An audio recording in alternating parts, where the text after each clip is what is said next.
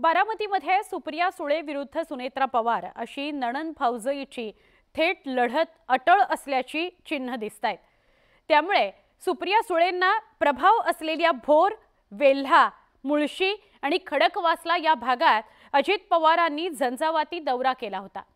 परिणामी दुसऱ्याच दिवशी सुप्रिया सुळेंनीही याच भागात जनसंपर्क दौऱ्याचा धडाका लावला। पाहणार आहोत वृत्तांत।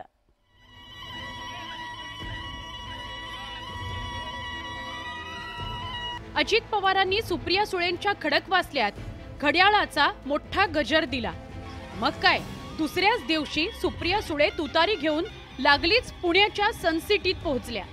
दोघांचाही इरादा स्पष्ट आहे। सुप्रियांना बारामती राखायची आहे, तर अजित पवारांना तीच बारामती आता सुनेत्रा वहिनींच्या ताब्यात द्यायची आहे। म्हणूनच खेड शिवापूरच्या सभेत यावेळी माझा उमेदवार असेल, त्यामुळे घड्याळालाच मतदान करा असं आवाहन करण्यात आलं। लोकसभेच्या मतदाना दिवशी घड्याळाचं बटन दाबायचं, तेवढी मात्र माझी हात जोडून विनंती आहे। त्याच्यात मात्र काटकसर करू नका, त्याच्यात मात्र कुठं कमतरता भासून देऊ नका। तुम्ही जेवढं भरभरून द्याल तेवढं भरभरून उद्याची 5 वर्ष नाही दिले तर अजित पवार नावाचं सांगायचं नाही। अजित पवारांच्या आक्रमक पवित्र्यानंतर सुप्रिया सुळेंच्या मतदारसंघातील फेऱ्या देखील आता वाढणार आहेत। 9 तालुक्यांमध्ये 9 दिवस असं टाइम टेबलच त्यांनी जाहीर करून टाकलं।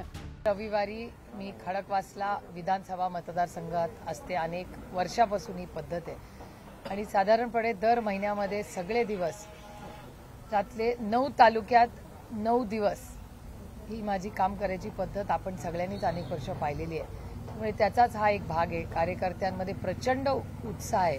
बारामतीच्या मैदानी जंग मध्ये सुप्रिया सुळेंच्या बाजूने सगळा पवार परिवार उतरणार असल्याचं स्पष्ट झालंय।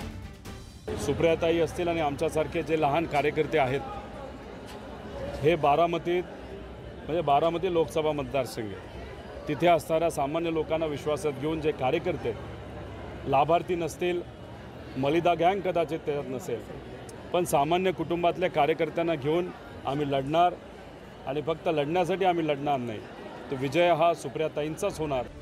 बारामती लोकसभा मतदारसंघात सुप्रिया सुळे खासदार असल्याने अजित पवार फारसं लक्ष घालत नव्हते, पण आता बारामती नेमकी कुणाच्या ताब्यात द्यायची याचा फैसला देखील मतदारांना आगामी लोकसभा निवडणुकीत करायचा आहे।